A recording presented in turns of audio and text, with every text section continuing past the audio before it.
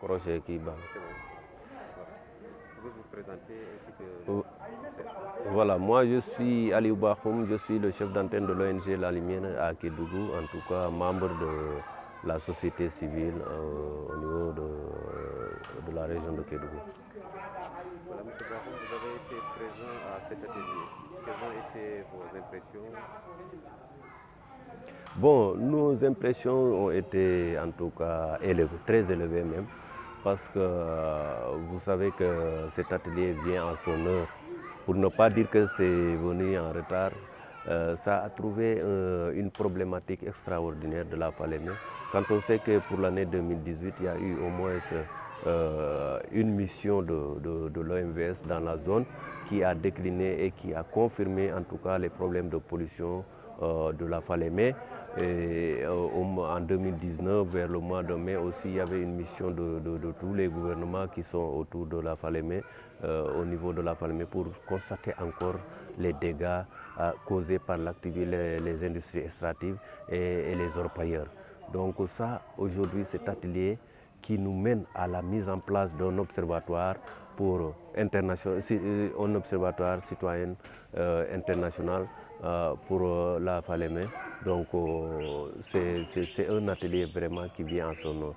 Cette étude aussi qui a été faite au niveau de la Falémé vraiment confirme qu'il urge aujourd'hui de mettre en place un cadre de concertation comme l'observatoire pour vraiment agir, pour vraiment réduire en tout cas les risques de pollution et voire même éliminer toutes les formes de pollution que subissent la Falémé par l'extraction de l'or.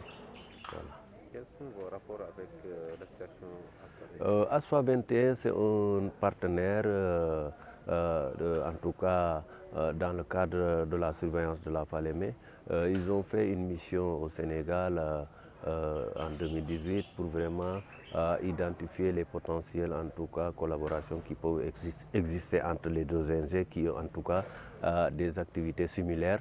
Donc on a continué en tout cas à travailler sur des initiatives et c'est ce qui a abouti aujourd'hui à l'étude sur l'opportunité de mise en place d'un observatoire pour la surveillance de la Falémé.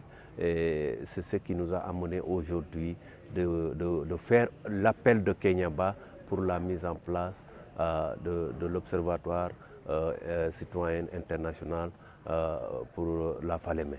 Donc cet observatoire en tout cas permettra en tout cas à tous les acteurs qui sont autour du fleuve, de la Falémé, de la Guinée jusqu'à la Mauritanie, en passant par le Mali et le Sénégal, à vraiment surveiller la pollution du fleuve. Quels peuvent être les défis de cet observatoire?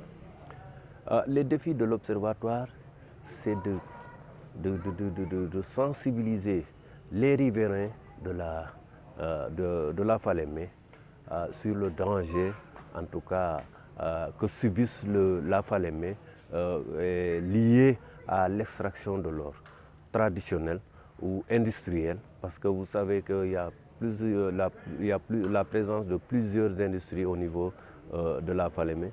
Donc ça, c'est un premier défi. Le deuxième défi, tous les trois pays ont des législations liées à l'eau, à l'environnement et même aux mines. Et il faudra qu'on passe à l'application de ces législations, de ces lois, de ces règlements pour vraiment permettre d'arrêter le phénomène, parce qu'il y a des textes légaux qui surveillent en tout cas de l'eau. La charte du Haut Commissariat de l'OMVS, donc ça c'est des textes vraiment que l'Observatoire va pousser au gouvernement respectif de nous aider à l'application de ces textes afin qu'on puisse avoir en tout cas gain de cause.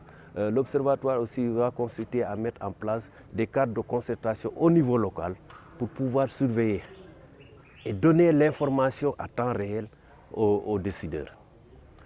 Voilà. Donc ça, c'est une réalité parce qu'il y a des sociétés qui installent pendant 3 mois, l'État n'est même pas au courant que cette société est là et ils sont en train de polluer l'eau de la Falémé. Donc les observatoires, les structures, les cadres de concentration de l'observatoire vont nous permettre de pouvoir surveiller strictement et à temps réel la pression que subit la Falémé. Ouais. Mon dernier mot, c'est que je suis très content et je remercie la Fondation Rosa Luxembourg qui nous a permis d'arriver jusque-là. De la mission de Kédougou jusqu'à nos jours, c'est la Fondation Rosa Luxembourg qui appuie Astra 21 et que nous demandons vraiment encore davantage à la Fondation de nous appuyer davantage pour qu'on puisse atteindre nos objectifs. Parce que ça, c'est une urgence. Le Haut Commissariat l'a dit, les États l'ont dit. Donc vraiment, ça devient en tout cas une réalité urgente. Donc il faut que vraiment la Fondation nous aide à continuer ce travail. Je vous remercie.